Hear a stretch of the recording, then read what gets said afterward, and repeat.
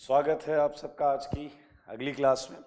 Organic chemistry में हम nomenclature कर रहे हैं। नॉमेनक्लेचर खत्म हो गया ऑलमोस्ट। बायोसाइक्लो हमने स्टार्ट किया था, स्पाइरो करेंगे और आज सबसे इंटरेस्टिंग चैप्टर स्टार्ट भी होगा, जनरल ऑर्गेनिक केमिस्ट्री। ठीक है, ये चैप्टर बहुत इंटरेस्टिंग है, पढ़ेंगे बहुत मज़ा आएगा, बहुत पॉजिटिव थॉट के साथ पढ़ेंगे, बहुत अच्छा लगेगा। तो स्टार्टिंग फ्रॉम द सेगमेंट जहाँ से हमने पिछली क्लास छोड़ी थी वहीं से चलेंगे। बायोसाइक्लो के हमने 5 एग्जाम्पल्स किए थे। ठीक है, मैंने पहले बताया बायोसाइक्लो स्पाइरो आईटी सिलेबस में नहीं है, 4-5-7 एग्जाम्पल इसके करेंगे, बस ज़्यादा नहीं करेंगे। तो जैसा कि मैं बोल रहा था, बायोसाइक्लो उसके रूल्स नियम कानून सब मैंने आपको बता दिए थे। बायोसाइक्लो कैसे देखते थे वो भी पता था। क्लियर? बायोसाइक्लो में कम से कम 2 रिंग में कम से कम 2 एटम कॉमन होने चाहिए थे। ठीक है, तो 5 एग्जाम्पल के बाद मैं 1-2 एग्जाम्पल और कराना चाहता हूँ। Look at this. Clear? And suppose this is your COOH। Okay, look at 7th। पता है आपको ऐसे भी बायोसाइक्लो बनाया जाता है, तो आप सारे लोग देखें ऐसे भी बायोसाइक्लो बनाया जाता है। जस्ट थिंक इट कि यहाँ कोई कनेक्शन नहीं होता। These 2 bonds are like this, कि ये बॉन्ड ऐसे आ रही है और ये ऐसे, ये टच नहीं कर रहे हैं यहाँ पे, ऐसा ऊपर से, मतलब ये ब्रिज है ऐसा। क्लियर? पूरा हवा में बना देता हूँ, ये ऐसा, ये ऐसा, और इन दोनों से ये ऐसा टच हो रहा है। क्लियर? तो यहाँ कोई कार्बन नहीं है। इसे समझ सकते हैं आप तो समझ लें, ये methyl and put a double there. ठीक है, सो काफ़ी कुछ वैसे ही लग रहा है, तो कुछ ClBr लगा लेते हैं, यहाँ Br लगा लेते हैं, यहाँ Cl लगा लेते हैं। क्लियर? सो ये है हमारा कंपाउंड, और हम इनमें से इन क्वेश्चंस को जरूर करना चाहेंगे। यहाँ पर आइए, so what is rule? Rule की ब्रिज हेड से नंबरिंग चालू करनी है। सो यहाँ 2 ब्रिज हेड कौन से हैं? एक ये और एक ये। सो you can start from any bridge head, you can start from top, you can start from bottom, लेकिन हम कहीं से भी स्टार्ट करेंगे तो हम इन सारी फैक्टर्स का जरूर ध्यान रखेंगे कि बॉस को मिनिमम नंबर मिले। लेकिन इन सबसे पहले कहानी क्या थी कि हम सबसे बड़े ब्रिज पर चलेंगे। तो यहाँ देखें, ये ब्रिज भी 2 कार्बन का है, ये ब्रिज भी 2 कार्बन का है, और ये बीच वाला 1 कार्बन का है। तो हम यहाँ और यहाँ, ये तो 1 कार्बन का है, इस पर नहीं जाएंगे। Out of these 2 bridges, out of these 2 bridges 2-2 carbon है दोनों में, तो हम अपने हिसाब से किसी पर भी जा सकते हैं। Now apply the same rule, functional group, multiple bond, side chain. So this is your boss. That's why 1 देकर, देखिए हमें जाना ब्रिज इनमें से ही किसी एक पर है, तो फंक्शनल ग्रुप है इसलिए हम इधर आ गए। Now I think everything is very clear, very clear. We don't have any side chain in this question. इस क्वेश्चन में कोई साइड चेन नहीं है। दैट्स व्हाई हम स्टार्ट करेंगे कहाँ से? 1 degree prefix bicyclo. Now put a square bracket, that's a 2 to 1, 2 to 1, decreasing order में रहेगा भाई, लार्जेस्ट लार्जेस्ट स्मॉल।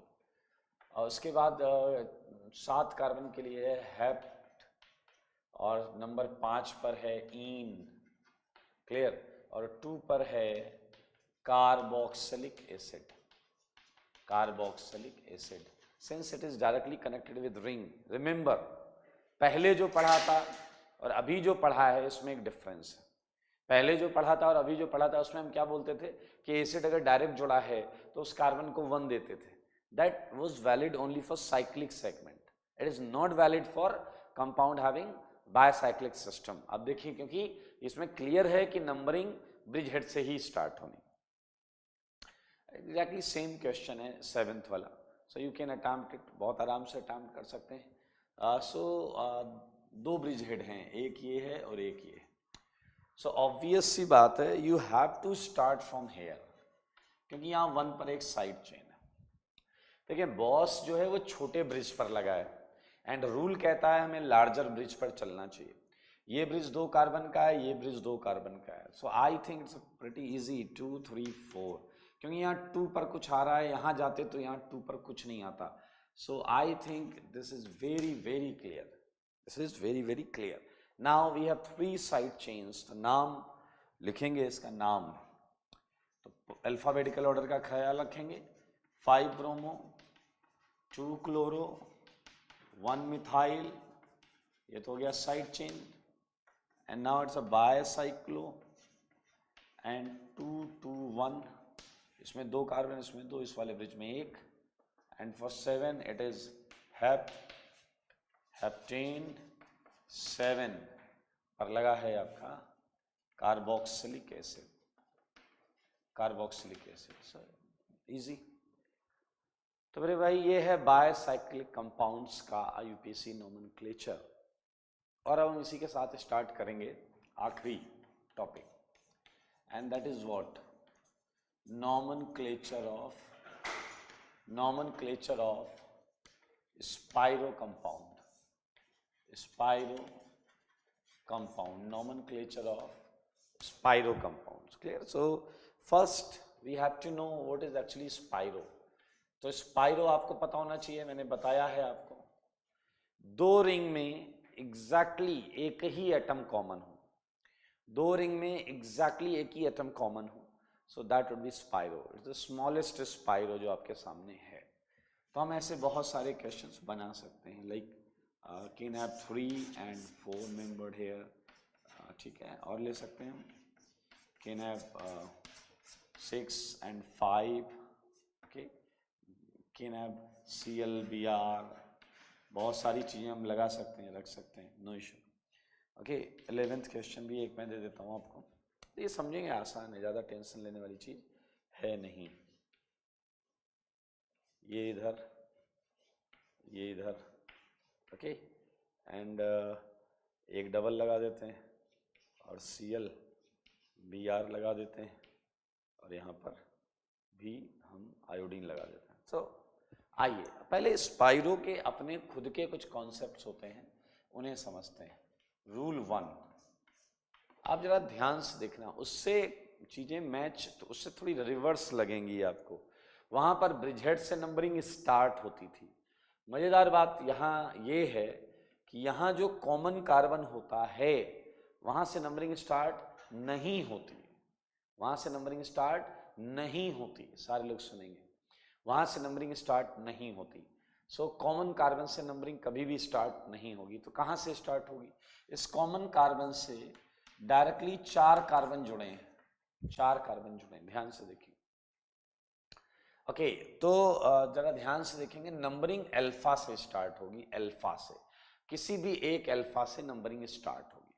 क्लियर? तो क्वेश्चन नंबर 8 इसलिए आसान है क्योंकि इधर भी जो जैसी डिजाइन है वैसी डिजाइन इधर। बट इन क्वेश्चन नंबर 9 आप देखें, इधर स्मॉलर सेगमेंट है, इधर लार्जर सेगमेंट है। तो यहाँ ये 2 अल्फा स्मॉलर सेगमेंट के हैं और ये 2 अल्फा लार्जर सेगमेंट के हैं।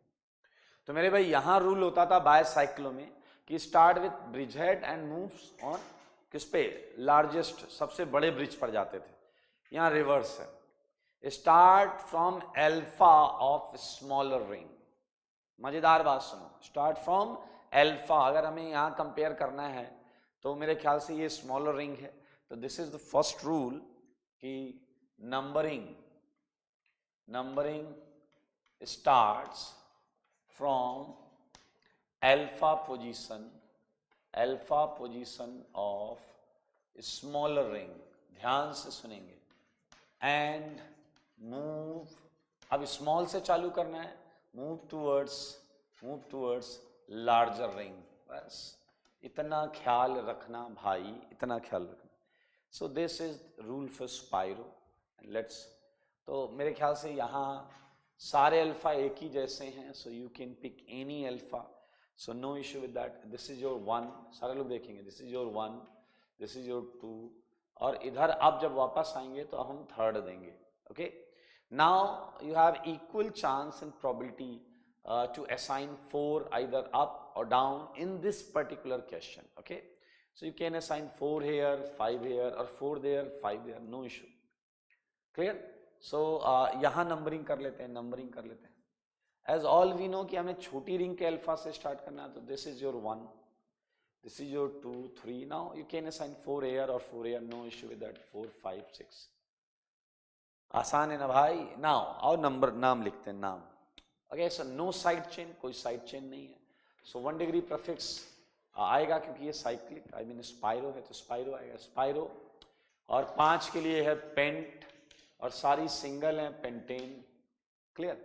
यहां भी स्क्वायर ब्रैकेट आता है और इस स्क्वायर ब्रैकेट में वैसे ही कुछ लिखते हैं जैसा बायोसाइक्लो में लिखते थे। इस रिंग में कितने कार्बन है 2 और इस रिंग में कितने कार्बन है 2 तो यहां आ जाएगा 2, 2, 2। क्लियर।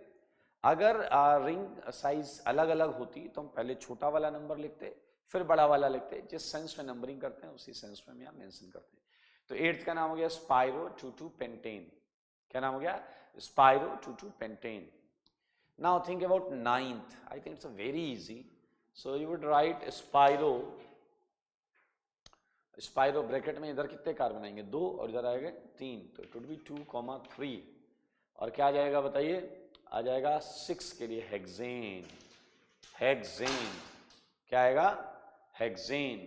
देखिए इन क्वेश्चंस को देखिए जरा।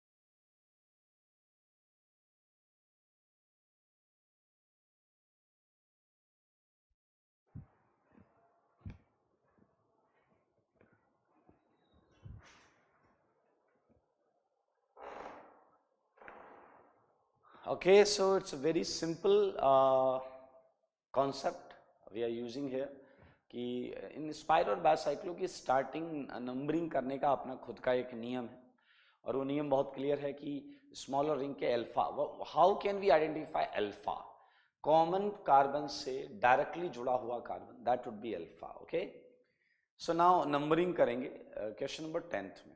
ठीक है 10th में करेंगे। तो स्मॉलर रिंग तो स्मॉलर है चाहिए अपने को तो ये स्मॉल वाली है ये लार्ज वाली है तो अल्फा आप ऊपर या नीचे कहीं भी ले सकते हैं बिकॉज एग्जैक्टली आइडेंटिकल। तो आपको 1 यहीं देना पड़ेगा। ठीक है नाउ 2, 3, 4 एंड दिस कार्बन भी 5। ठीक है ऐसा है 1, 2, 3, 4, 5। अब आपको सोचना है कि 6 ऊपर देंगे या नीचे देंगे 6 ऊपर देंगे या नीचे देंगे ये आपको सोचना है अभी तक पड़ी हुई चीज़ों के हिसाब से। तो अगर हम बहुत क्लियरली देखें तो आपको पता है इस पूरे उसमें कोई बॉस नहीं है फंक्शनल ग्रुप नहीं है बॉस नहीं है। अब मैं जब बोलता हूँ फंक्शनल ग्रुप नहीं है तो मतलब IUPAC का वो बॉस नहीं है जिसका हम 2 डिग्री सफिक्स लगा सकें। ठीक है तो मल्टीपल बॉन्ड आएगा and this is a multiple bond तो मल्टीपल बॉन्ड को प्रायोरिटी देनी है हमें तो 6, 7, 8 और ये 10 मिलेगा उस कार्बन को जिस पे 2 Br लगे।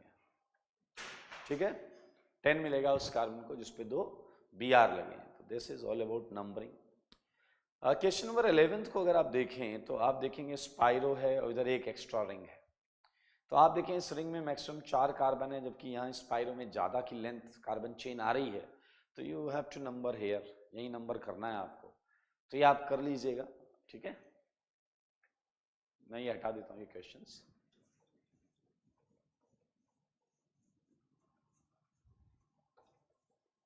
ओके सो कुछ 2-3 क्वेश्चन और ले लो आप।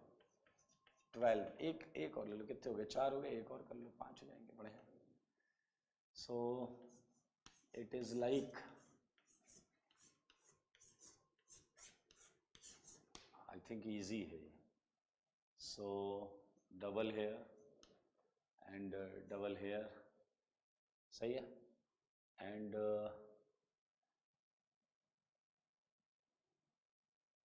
ठीक है ये क्वेश्चन कर लें और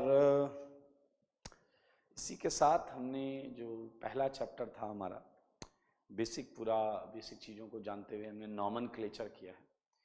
तो ये सारी चीज़ें आपको कर लेनी है रिवाइज कर लेनी है और अब हम जा रहे हैं स्टार्ट करने एक नया अध्याय नया चैप्टर। बहुत इंपॉर्टेंट चैप्टर है। सारे लोग एक बात याद रखेंगे कि हमेशा जब कोई चैप्टर खत्म होगा तो एक पेज ब्लैंक छोड़ देंगे। एक पेज ब्लैंक छोड़ दीजिएगा। चैप्टर खत्म हुआ है तो हम उसे एक पेज की श्रद्धांजलि चढ़ाएंगे और अगले चैप्टर की शुरुआत करेंगे।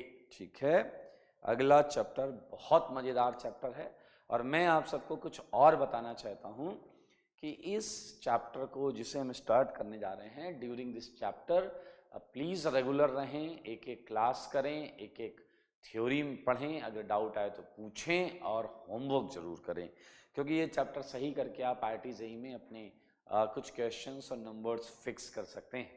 ठीक है, तो एक पेज ब्लैंक छोड़ेंगे आप थ्योरी कॉपी में, और ये ऐसे ही छोड़ेंगे, 2 चैप्टर्स के बीच में ऐसा एक हल्की सी दूरी होनी चाहिए। ठीक है, so moving ahead for a new chapter, clear. आइए सारे लोग देखेंगे, और ये चैप्टर जो आप GOC के नाम से जानते हैं, फेमस है, और मैं इसका पूरा फॉर्म लिख देता हूँ, general organic chemistry. General organic chemistry, जैसा कि नाम बता रहा है, इसमें ऑर्गेनिक केमिस्ट्री के हम बहुत जनरल और सिंपल कॉन्सेप्ट्स को ही स्टडी करेंगे। ठीक है, ये एक इंटरेस्टिंग चीज़ है, इसलिए आपको इसे थोड़ा सा ज़्यादा ध्यान से देखना पड़ेगा। आइए, तो आज हम जिन 2 चीज़ों पर चर्चा करने वाले हैं, वो 2 चीज़ें बहुत ही बेसिक और बहुत ही इंपॉर्टेंट हैं। ठीक है, तो देखिए क्या है आज का टॉपिक, क्या है। ठीक है, इस चैप्टर में बेसिकली हम क्या पढ़ने वाले हैं, धीरे धीरे आपको पता चलेगा। तो आज का टॉपिक बड़ा इंटरेस्टिंग टॉपिक होने वाला है, तो आपको लिखना नहीं है, सुनना है और समझना है। लेट अस कंसीडर, आओ बच्चों मुझे बताओ, let us consider organic reaction. Organic reaction, चलो एक ऑर्गेनिक रिएक्शन मानते हैं, कुछ सोचते हैं। अब आप कहोगे हमें तो अभी आता ही नहीं, हम क्या सोचें। अरे प्रभु, ज्यादा बुद्धि मत लगाओ, ऐसे ही कुछ जनरलाइज कर लिया कि हमारे पास कुछ AB है और इस पर हमने कुछ C की रिएक्शन कराई, कोई भी टाइप हो रिएक्शन की, हमने तो ऐसा मान लिया, और भी कोई टाइप हो सकती है। सारे लोग ध्यान से सुनो, बहुत मजा आने वाला है। तो अब अगर मैं आपसे पूछूं कि इस रिएक्शन के दौरान कोई बॉन्ड बनी ही नहीं और कोई बॉन्ड टूटी ही नहीं, तो आप बताइए कि क्या वाकई कोई रिएक्शन हुई है। मैं ऑर्गेनिक रिएक्शन की बात कर रहा हूं। क्या कोई बॉन्ड बनी ही नहीं, कोई बॉन्ड टूटी ही नहीं, कोई भी बॉन्ड। मेरे भाई, आप साफ साफ शब्दों में समझ सकते हैं कि ऐसा अगर हुआ है तो दरअसल रिएक्शन ही नहीं हुई है। If no bond is broken, if no any bond is cleaved, and अगर कोई बॉन्ड टूटी ही नहीं तो नई बॉन्ड बनेगी नहीं, और अगर नई बॉन्ड बनी नहीं और कोई बॉन्ड टूटी नहीं, तो भाई साहब कोई रिएक्शन हुई ही नहीं। तो हम यही आपको समझाना चाह रहे हैं that each organic reaction involves, बहुत आसान chapter, involves bond breaking and formation phenomena। कितना सिंपल है। अगर बॉन्ड टूटेगी ही नहीं तो नई बॉन्ड बनेगी नहीं, और कोई चेंज ही नहीं हुआ। तो मेरे भाई आप सोचिए जरा, अगर बॉन्ड टूट गई है, सुनना, तो बॉन्ड टूटने से जो भी चीजें बनेंगी, अनस्टेबल चीजें बनती हैं और वो रिएक्शन करके एक नया प्रोडक्ट देती हैं। रिएक्शन में प्रोडक्ट तो आना ही चाहिए। तो प्रोडक्ट आना ये बड़ा फ्रीक्वेंट प्रोसेस होता है अगर बॉन्ड टूट चुकी है, बट बॉन्ड का टूटना ये समझना होगा कि हमें बॉन्ड जब भी टूटेगी तो कैसे कैसे टूट सकती है। क्लियर। सो हमारा जो टॉपिक है मित्रों, वो हम जो पढ़ने जा रहे हैं, वो पहला जो टॉपिक है वो है bond breaking. Clear. Sometimes few book writers use word bond fission, लेकिन आपको अभी भी समझ में नहीं आया तो बॉन्ड क्लीवेज, बॉन्ड को तोड़ डालेंगे। ठीक है, तुम समझ लो, नहीं तो हम बॉन्ड को तोड़ डालेंगे। ओके, कुछ भी बोलो, बॉन्ड फिजन बोलो, बॉन्ड ब्रेकिंग बोलो, बॉन्ड क्लीवेज बोलो, यानी कि हम समझ रहे हैं कि अब समझना जरा, थोड़ा सा टॉपिक को समझिएगा। एक्चुअली मेरे शब्दों पर ज़्यादा ध्यान देना होगा आपको कि मैं जो बोल रहा हूँ उसका एक मतलब होगा। मैं ये पढ़ाने जा रहा हूं कि बॉन्ड्स रिएक्शंस के दौरान जब भी टूटती होंगी तो कितने तरीके, कितने ऑप्शन होते होंगे उनके पास, वो कैसे कैसे टूटती होंगी। मतलब हम केवल कुछ स्टडी करने जा रहे हैं, हम किसी बॉन्ड को नहीं तोड़ने वाले। Listen carefully, listen carefully. हो सकता है मेरे आगे के स्टेटमेंट से आपको ऐसा फील हो कि आओ हम ये करें तो ये बॉन्ड टूट जाएगी। एक्चुअली हम कुछ नहीं है, हम तो बस कंटेनर के अंदर हो रही है रिएक्शन, हम थोड़े घुस के वहां पर जाएंगे बॉन्ड तोड़ने। तो हम केवल ये पढ़ने वाले हैं कि ड्यूरिंग केमिकल रिएक्शंस जब भी बॉन्ड ब्रेकिंग होती है तो कितने तरीके या कितने मेथड्स होते हैं जिनसे बॉन्ड ब्रेकिंग हो सकती है। क्लियर है? आप समझ रहे हैं मैं क्या बोल रहा हूं? हमें यही समझना है। तो आइए, each organic reaction was bond breaking formation phenomena, और मैं आपको लेकर आया हूं बॉन्ड ब्रेकिंग वाले टॉपिक पर। तो मैं लिख रहा हूं there are two types of bond breaking. जब भी रिएक्शन में कहीं बॉन्ड टूटेगी पूरी ऑर्गेनिक केमिस्ट्री में, यू वुड फाइंड कि दो ही तरीके से बॉन्ड टूट रही होगी। Clear? There are two types of bond fission और बॉन्ड ब्रेकिंग। क्लियर? दो ही तरीके हो सकते हैं, पीछे वाले बॉन्ड टूटने के दो ही तरीके हो सकते हैं। आइए तो मैं आपको समझा देता हूं। फर्स्ट मेथड जो है, ए मेथड जो है, this is your homolytic bond breaking. Homolytic bond breaking, homolytic bond breaking, and sometimes it is also called homolysis. It is also called homolysis. ठीक है? homolytic bond breaking, what it means, आइए आपको मैं बताता हूं। एक एग्जाम्पल मैं आपके मुंह पे मारता हूं। ये देखिए, ये AB है, ये AB है। रिएक्शन के दौरान इसकी बॉन्ड जब टूटी होगी तो होमोलिटिक बॉन्ड ब्रेकिंग में किस तरीके से टूटी होगी, क्या बना होगा, आइए हम वो समझने का प्रयास करते हैं। मेरे भाई, ये दो इलेक्ट्रॉन्स होते हैं, आपको पता है हर एक बॉन्ड में दो इलेक्ट्रॉन्स होते हैं। तो in such kind of bond breaking, homolysis, मेरे भाई एक इलेक्ट्रॉन ए के पास और एक इलेक्ट्रॉन बी के पास चला जाता है।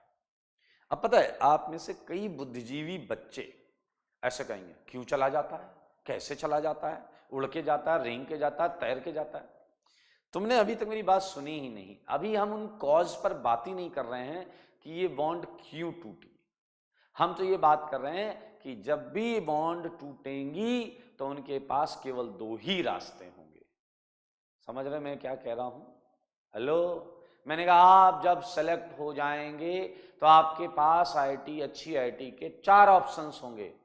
तो अब आप कैसे सेलेक्ट हो जाएंगे? हम कैसे सेलेक्ट हो जाएंगे? हम तो होमवर्क नहीं करते, हम तो ये नहीं करते, हम तो वो नहीं करते। अरे इस चीज पर हम बात ही नहीं कर रहे दादा। हम तो केवल ये बात कर रहे हैं कि जब भी आप सेलेक्ट या कोई भी सेलेक्ट होगा तो अच्छी आईआईटी, अच्छी ब्रांच के उस पर जाएं। तो फॉर एग्जांपल 3 या 4 आईआईटीज हैं या 5 आईआईटी। तो आप मामले को अगर नहीं समझेंगे, अगर एक कॉन्सेप्ट में दूसरा, तीसरा, चौथा कॉन्सेप्ट लगाएंगे तो बेटा फिर आपको आखिरी में बोलना पड़ेगा अंगूर खट्टे हैं। ठीक है? तो अपनी बुद्धि का प्रयोग बस उतना करें जितना मैं बता रहा हूं, क्योंकि in this topic I am just going to explain about the methods or ways by which we can break a bond.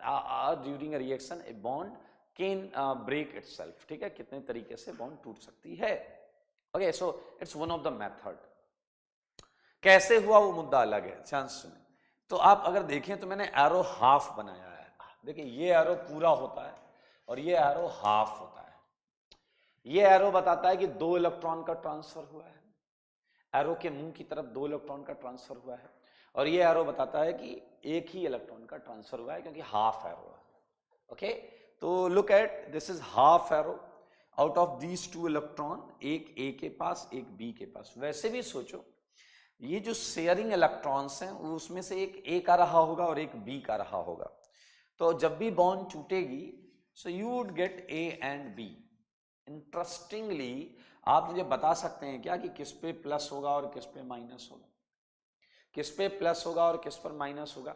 Interestingly आपको पता होना चाहिए यहाँ कोई चार्ज नहीं आएगा, क्योंकि देखिए एक इलेक्ट्रॉन ए का ही था तो वो ए पर आ गया, तो एक बी का था वो बी पर चला गया। So they won't carry any charge. Okay, so ये जो चीज है ये इलेक्ट्रिकली न्यूट्रल होगी। क्या होगी ये? इलेक्ट्रिकली न्यूट्रल, बिकॉज इस पर कोई चार्ज नहीं है, इलेक्ट्रिकली न्यूट्रल। और आपको मैं बताना चाहता हूं कि इसी को फ्री रेडिकल बोलते हैं, इसी को फ्री रेडिकल बोलते हैं। क्या बोलते हैं? Free radical. ओके, सो एक और चीज मुझे बताइए कि इसकी डेफिनेशन में हम क्या लिखेंगे, ध्यान से सुनिए। In such kind of bond breaking, bonding electrons are equally distributed, बराबर बराबर डिस्ट्रीब्यूट हो जाते हैं, equally distributed between bonding atoms, so that electrically neutral free radical intermediates are obtained। तो देख लें, जो आपने यहां लिखा है वही मैं यहां लिखने जा रहा हूं। इन such kind of bond breaking bonding electrons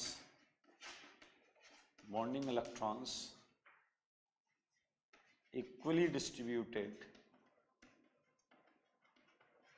between bonding atoms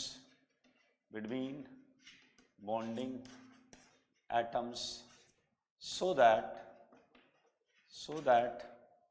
electrically neutral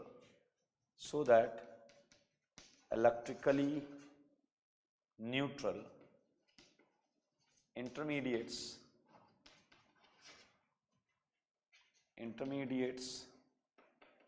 बोले तो फ्री radicals are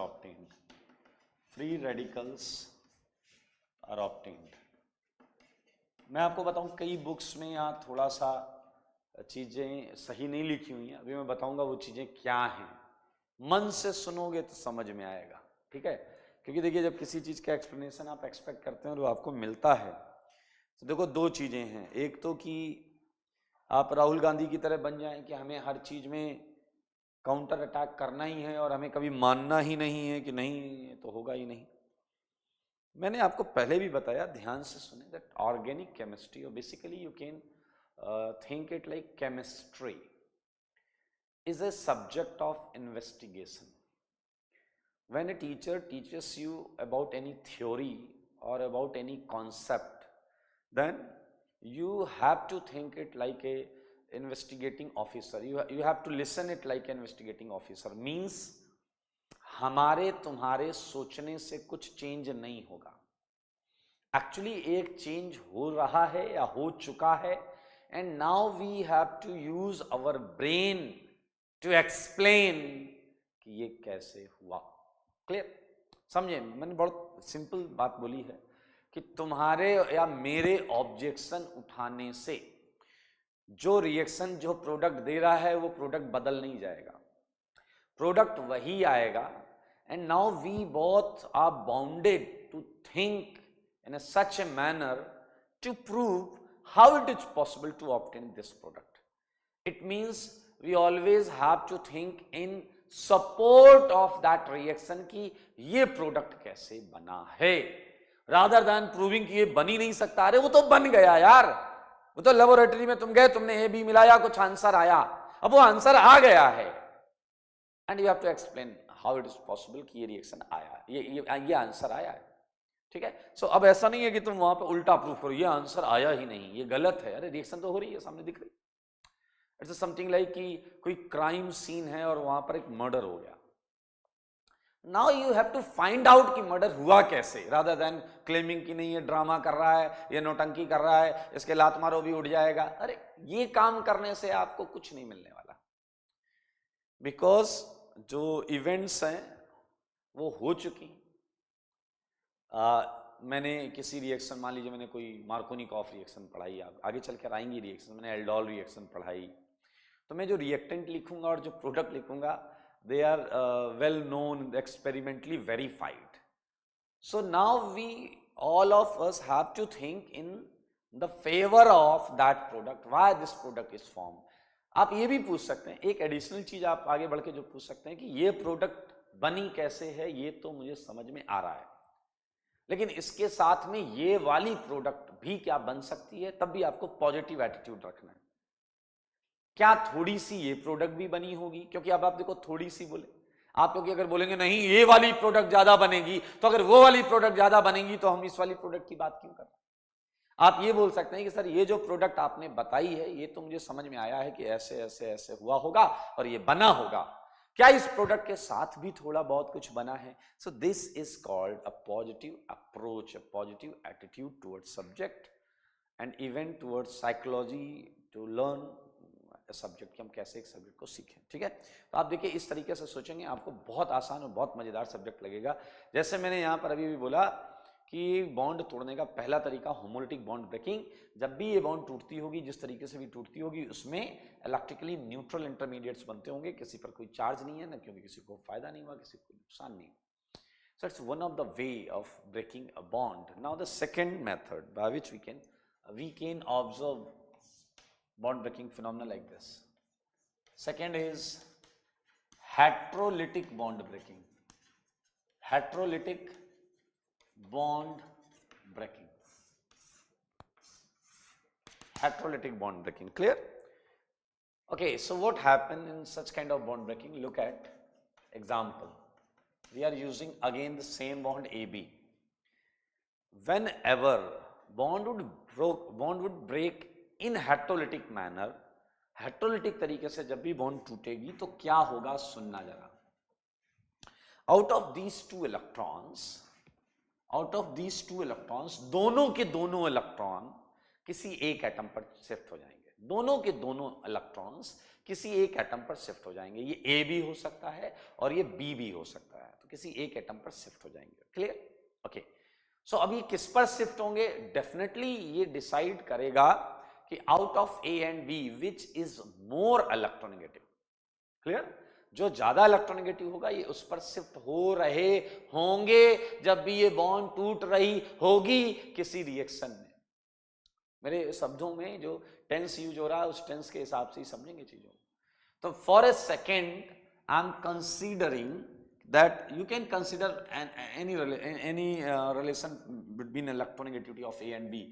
फिलहाल I am considering EA is greater than EB, means A atom is more electronegative than B, या A contains higher electronegativity than B। देख सकते हैं, ये मैंने माना है, आप B मान लेना तो B वाला हो जाएगा, क्या दिक्कत? So in such kind of case you would get कि दोनों के दोनों इलेक्ट्रॉन, एरो पूरा बना हुआ है, A की तरफ शिफ्ट हो जाएगा। क्लियर?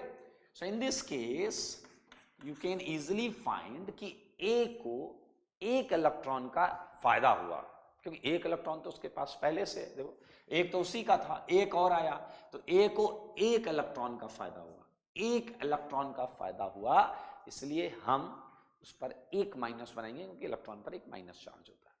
क्लियर?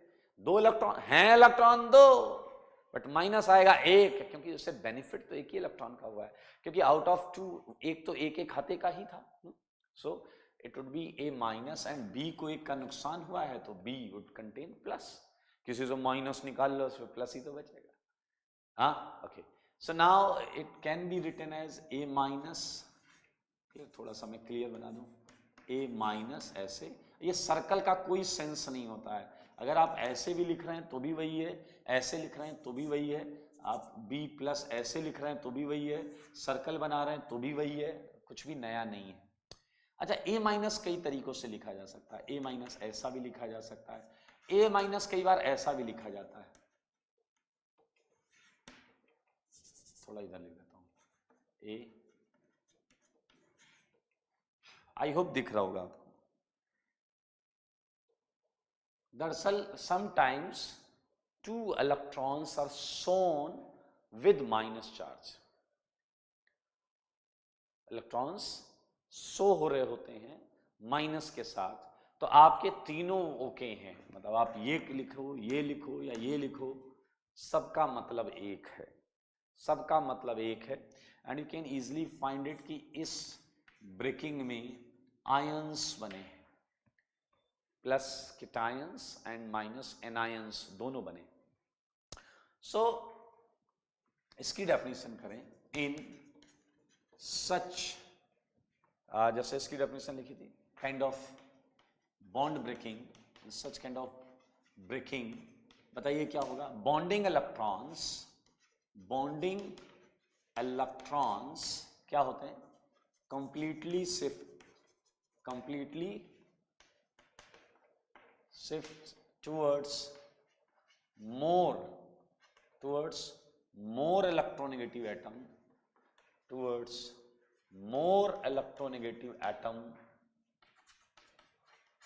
जो ज्यादा इलेक्ट्रोनेगेटिव एटम होता है उसकी तरफ शिफ्ट हो जाते हैं. Clear? so that ions are obtained, intermediates are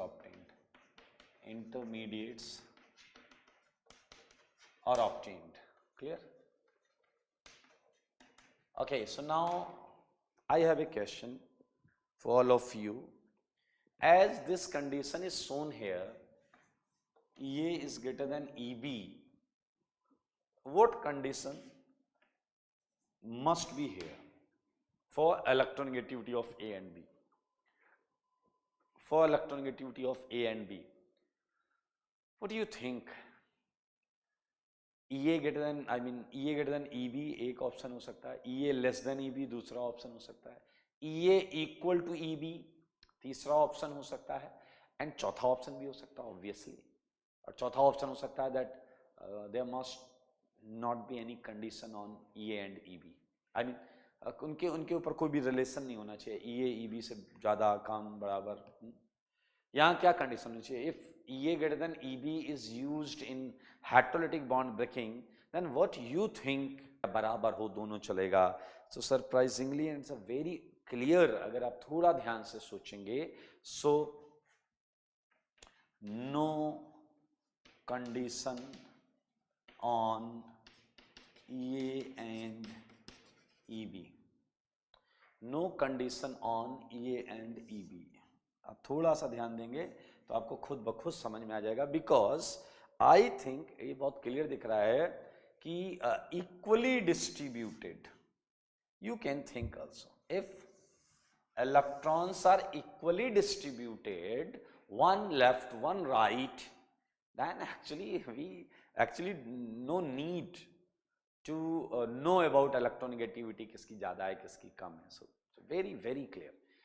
कुछ किताबों में लिखा मिलेगा EA comparatively to EB or equal to EB, but it's a ridiculous, it's 100% wrong.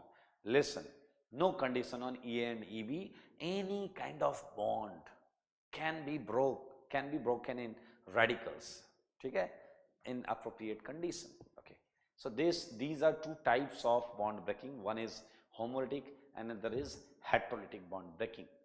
तो मेरे भाई अभी हम नोट में बहुत सारी बातें लिखने वाले हैं, ठीक है. जो हमने यहाँ पे थोड़ा बहुत सीखा है वो सारी बातें हम नोट पर लिखेंगे, ठीक है. सो मैं इन्हें हटा रहा हूँ ताकि हम अगला टॉपिक नोट, इसी से रिलेटेड नोट लिख लें.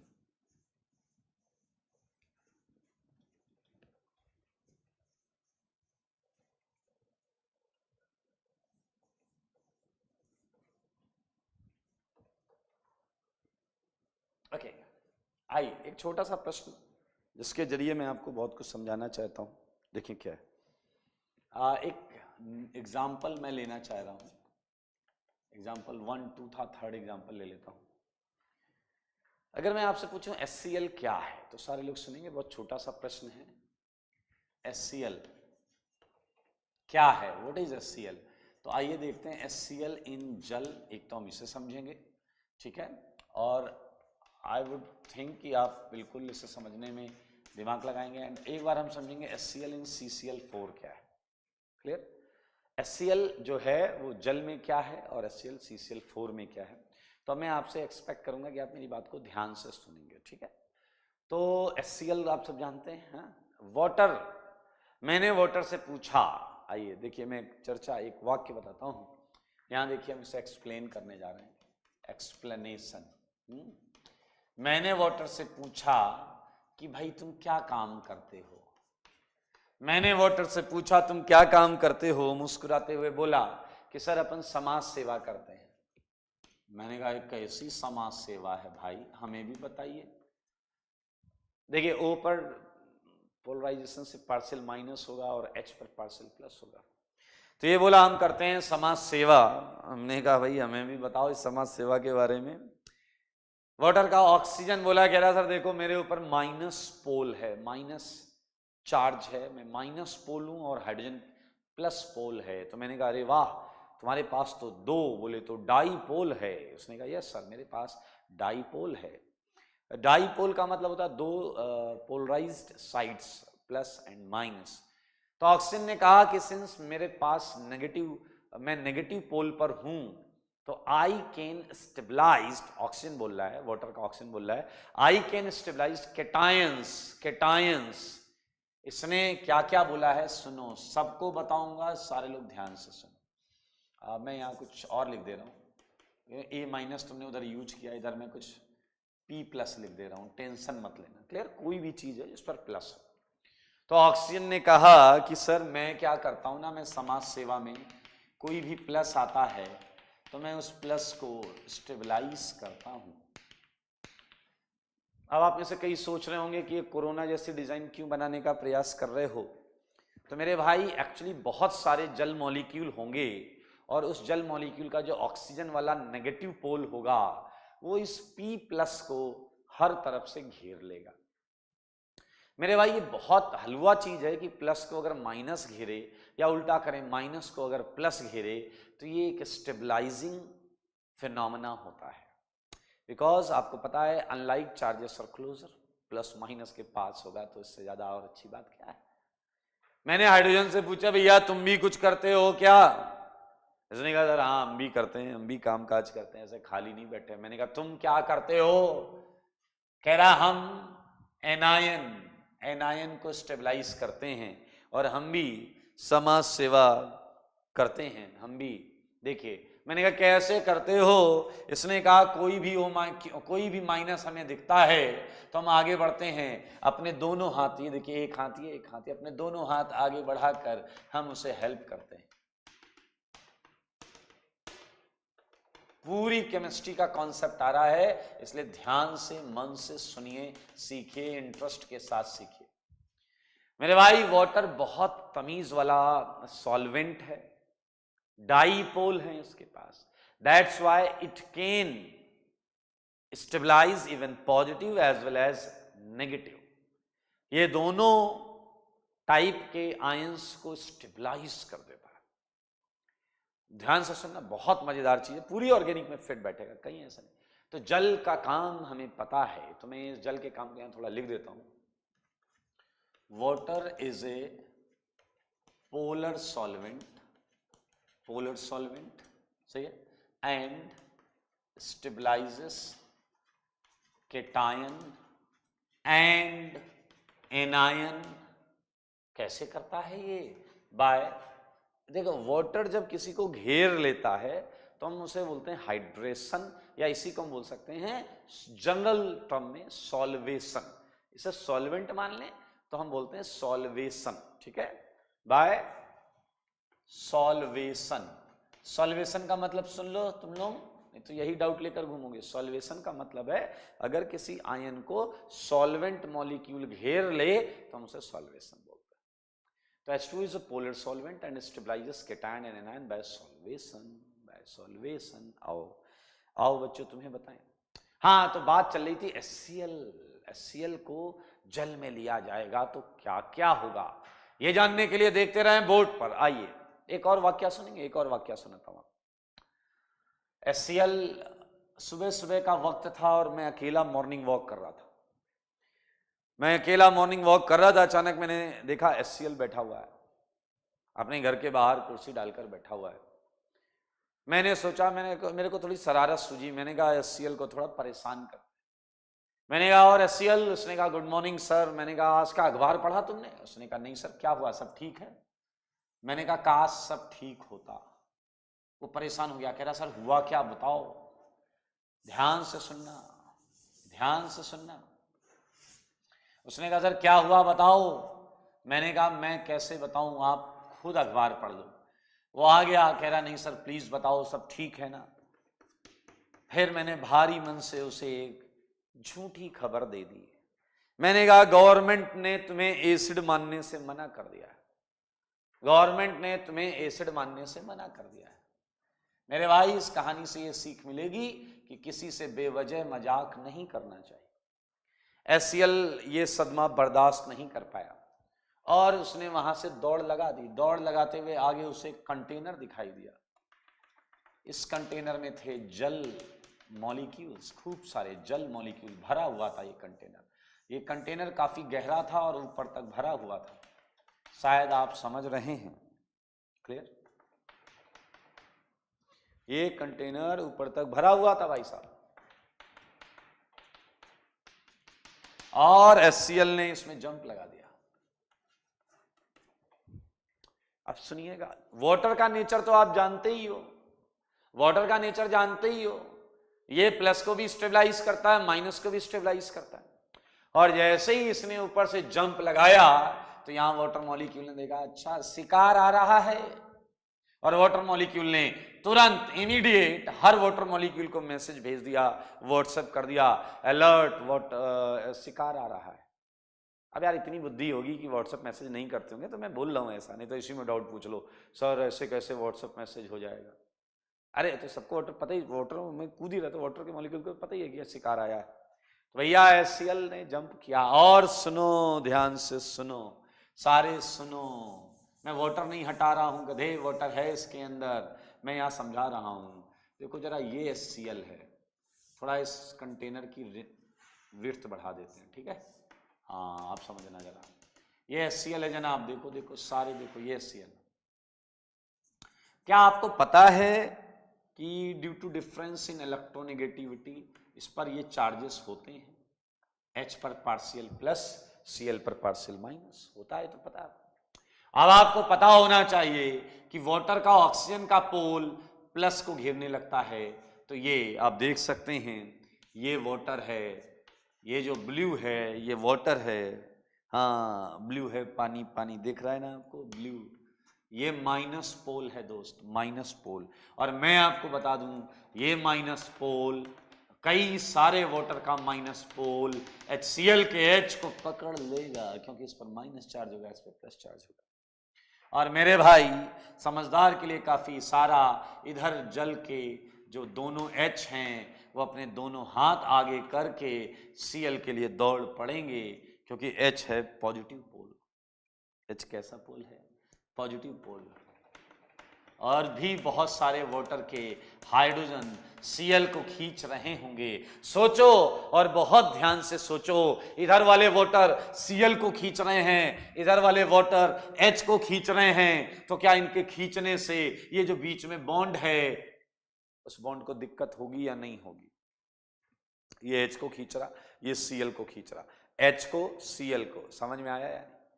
हाँ बिल्कुल, डांस स्टेप नहीं कर रहा हूं मैं, ये ऐसा खींच रहा है ना, उधर से किसे खींच रहा है देखो जरा, कौन है उस साइड? H को खींच रहा है, इधर से बीच में बॉन्ड है उसमें। क्या आपको ऐसा महसूस हो रहा है कि ये बॉन्ड वीक होने लगेगी? क्या ये बॉन्ड धीरे धीरे टूटने के कगार पर जा रही है? क्या आपको लग रहा है अगर ये बॉन्ड धीरे धीरे वीक हो रही है तो H पर प्लस बढ़ने लगेगा और Cl पर माइनस बढ़ने लगेगा?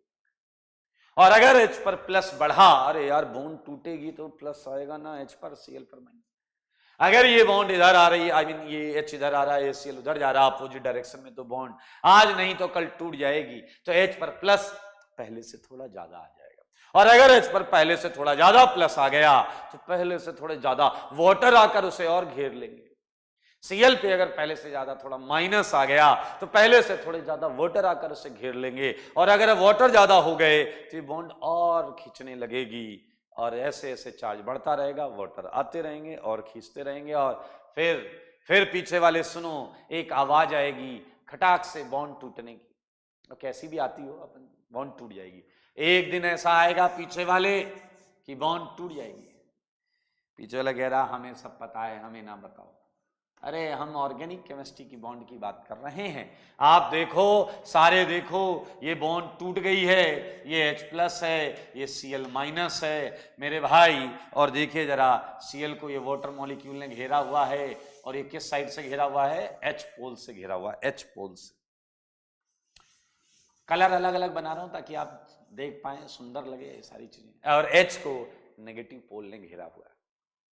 तो क्या आपने देखा कि HCl की बॉन्ड को आयंस में तोड़ने के लिए कौन जिम्मेदार था? वो जिम्मेदार था एक पोलर सॉल्वेंट। कौन जिम्मेदार था आयंस में तोड़ने के लिए? कौन जिम्मेदार था? एक पोलर सॉल्वेंट। और टूटने के बाद उन्हें स्टेबलाइज करने का किसने काम किया? उसी पोलर सॉल्वेंट ने। H+ को वाटर ने घेर लिया। अब आप कहोगे इससे स्टेबिलिटी कहां आ गई? गधे प्लस को माइनस ने घेरा है और माइनस को प्लस ने घेरा है, इससे ज्यादा और क्या स्टेबिलिटी चाहिए? मेरे भाई, स्टेबिलिटी का एक सिंपल फंडा है, कॉमन सेंस फंडा, कि अगर किसी चीज पे प्लस चार्ज है और आप उसके प्लस चार्ज को घटा दो, और मैं तो कह रहा हूं हो सके तो हटा दो। ऐसे नहीं कि हाथ से हटा दिया, इरेजर लेकर हटा दिया, ऐसे नहीं। By any mechanism, phenomena, applying any group और एटम, अगर आप उसके चार्ज को कम कर पा रहे हैं या डिमिनिश कर पा रहे हैं तो बहुत ज्यादा स्टेबल हो रहा है। Same with minus, if any atom contains a minus charge, जितना ज्यादा आप माइनस उसके ऊपर कम करते जाओगे वो स्टेबल होता जाएगा। अब मुझे पता है कुछ बुद्धिजीवी कह रहे हैं ऐसा कैसे, प्लस अगर घटने पे स्टेबल हो रहा है तो माइनस बढ़ने पे होना चाहिए। इनके लिए हमेशा ये दोनों चीजें ऐसी होनी चाहिए कि भैया ये दिन तो वो रात, ये राम तो वो श्याम, ये सीता तो वो गीता। ऐसा नहीं, थोड़ा बुद्धि लगाया करो।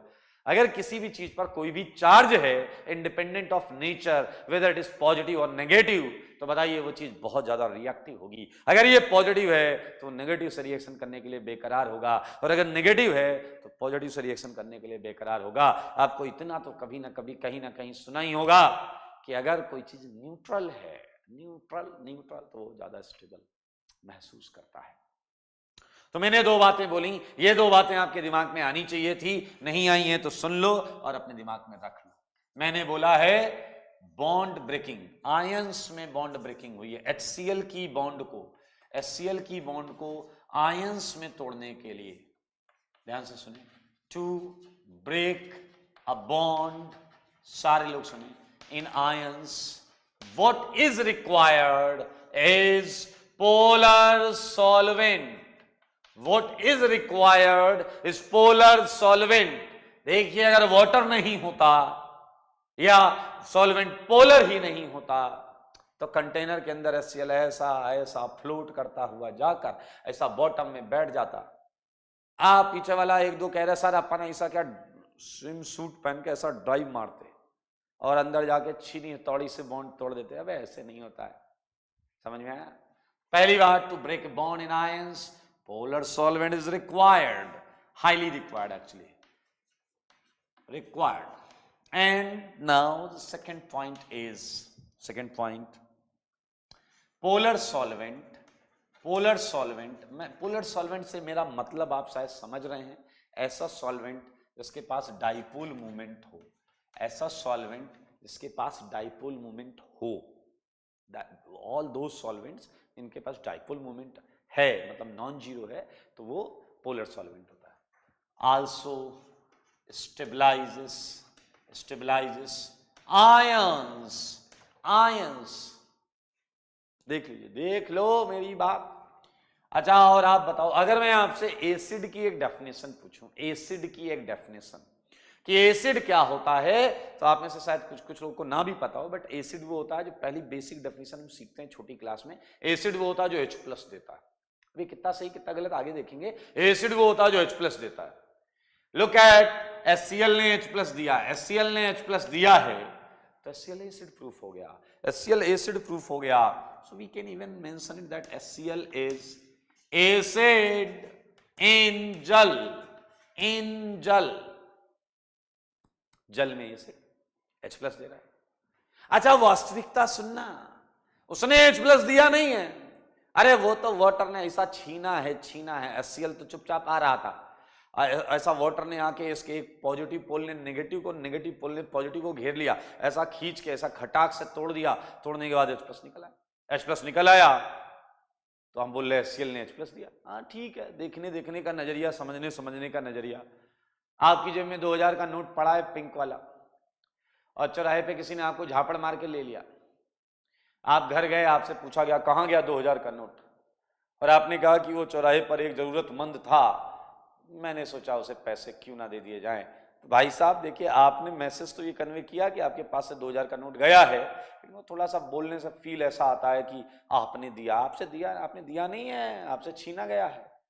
समझ रहे हैं? तो यानी कि कोई भी एसिड जो H+ देता है वो परिस्थितियों वश देता, परिस्थितियों के हिसाब से देता है। अगर परिस्थितियां हैं, भाई तुम लेकर जा रहे हो 2000 के 2 नोट और तुम्हारे सामने 4 ऐसे खड़े हो जाए आके और ऐसा हाथ तान दें, आप सीधा ऐसा उन्हें पैसे निकाल के उनके पैर छू के आगे चल दोगे, तो आपने दे दिया, आप कहोगे मैं दानवीर हूं। ऐसा कुछ नहीं है, ये तो परिस्थितियों से हुआ है ऐसा। आइए एक और परिस्थिति आपको समझाता हूं, वो है example 4 HCl in CCl4, HCl in CCl4।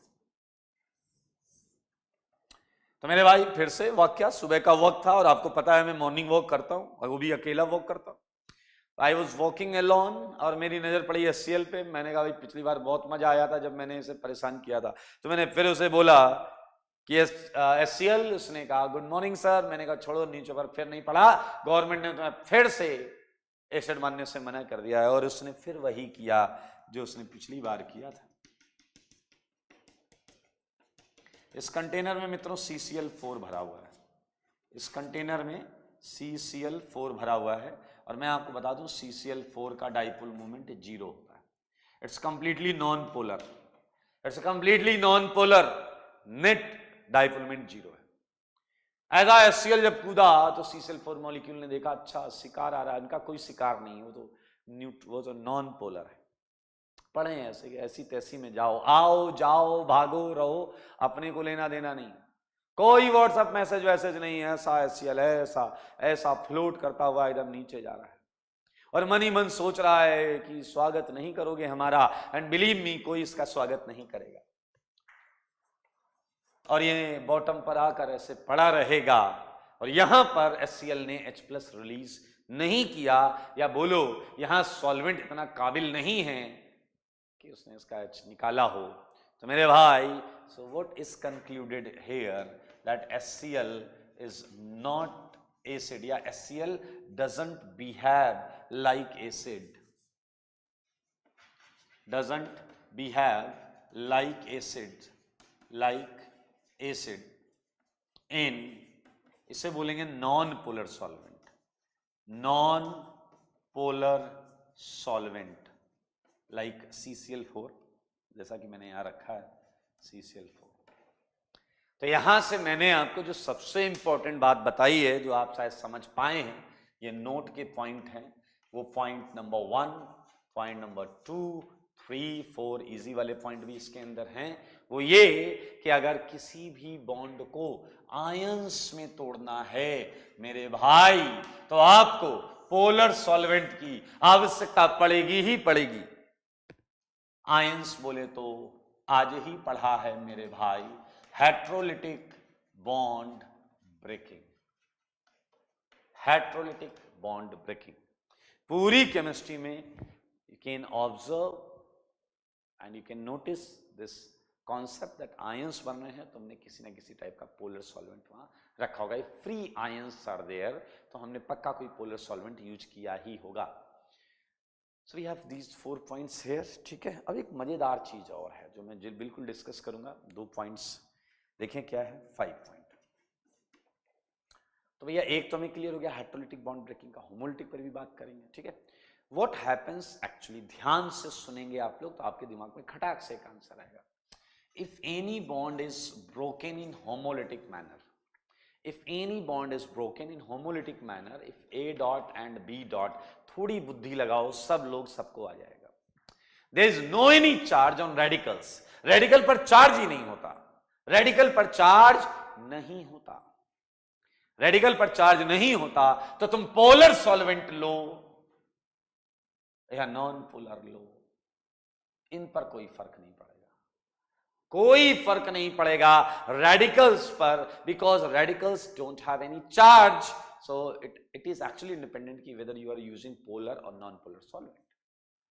Polar solvent या नॉन पोलर, रेडिकल की सेहत पे फर्क ही नहीं पड़ता, चार्ज ही नहीं है, because these solvents interact with charged species, okay। So this is all about, बहुत क्लियर है। न्यूट्रल है तो ऐसे चार्ज क्या इंटरेक्ट करेगा। एक बात, दूसरी बात सुनना, हमें ये पता है कि रेडिकल्स किसी भी सॉल्वेंट पे डिपेंड नहीं कर रहा, ना इस पे ना इस पे, लेकिन आयंस पोलर सॉल्वेंट पर डिपेंड करते हैं। तो अगर आपसे मैं बोलूं कि आपको ये वाली बॉन्ड आयंस में नहीं रेडिकल में तोड़नी है, अगर मैं आपसे पूछूं कि आपको ये बॉन्ड रेडिकल्स में तोड़नी है, आयंस में नहीं तोड़नी, तो आप बताइए कैसा सॉल्वेंट प्रेफर करोगे, पोलर या नॉन पोलर। मेरा क्वेश्चन सुन लें, अगर आपको एक बॉन्ड आयंस में नहीं तोड़नी, केवल रेडिकल्स में तोड़नी है, तो आप कौन सा सॉल्वेंट प्रेफर करेंगे, पोलर या non polar? And answer is exactly non polar. क्योंकि भैया अगर पोलर लोगे तो पोलर में तो आयंस बन सकते हैं, और अपने को आयंस नहीं बनाने, अपने को रेडिकल बनाना है। इसलिए बहुत इंपॉर्टेंट बात यहां निकल कर आई है, समझें, वो है homolytic bond breaking. Homolytic bond breaking usually takes place in non-polar solvent, ठीक है, या फिर इन गैसियस फेज भी नॉन पोलर, दोनों ऑप्शनल होते हैं, कोई भी ले सकते हैं। Okay, so this is all about, हमने समझा, हमने जाना, हमने सीखा कि आयंस में जब बॉन्ड टूट रही होगी तो उस समय एक परिस्थिति के बारे में हमें पता चल गया, एंड वो सिचुएशन, वो कंडीशन है कि पोलर सॉल्वेंट की मौजूदगी होगी। अगर हम फ्री आयंस की बात करते हैं तो वहां पर पोलर सॉल्वेंट की मौजूदगी होगी, और अगर हम रेडिकल्स की बात करते हैं तो ऑब्वियसली हम आयंस फॉर्मेशन की कंडीशंस को अवॉइड करेंगे, and that is polar solvent को अवॉइड करेंगे, नॉन पोलर सॉल्वेंट या gas phase. Clear? So this is all about for today. Next class बहुत मजेदार, ये चैप्टर पढ़ के आपको बहुत आनंद आने वाला है। सो हाँ, होमवर्क करते हैं, होमवर्क हमने सीट जो थी, सीट में हमने क्वेश्चंस किए थे 1 to 30 के आसपास। Clear? So now your homework is कि आप 30 से आगे बढ़ेंगे। ओके, 30 से आगे बढ़ेंगे। एक मिनट, नहीं, सीट में तो भी हमने कितने क्वेश्चन दिए थे, 1 to 30 और 1 to 50। खैर, जो भी क्वेश्चन मैंने दिए थे उसके आगे 30 क्वेश्चन और करने, उसके आगे 30 क्वेश्चन और करने। मोस्ट प्रॉब्ली नेक्स्ट क्लास में आके पहले होमवर्क डिस्कस करूंगा सीट का, मैं पहले आकर सीट का होमवर्क डिस्कस करूंगा और फिर हम आगे बढ़ेंगे। ठीक है? ओके, सो आज के लिए इतना ही। हमेशा की तरह मैंने फिर से बोला, जीओसी चैप्टर में प्लीज़ आप बाकी शैतानी कर लीजिएगा किसी और चैप्टर में, बस जीओसी में मत करिए। जीओसी में रेगुलर रहें, थ्योरी रिवाइज करें, डाउट पूछें और होमवर्क प्रॉपरली अटेम्प्ट करें। ठीक है? आज के लिए इतना ही। स्वस्थ रहें, मस्त रहें, पढ़ाई में हाँ व्यस्त रहें।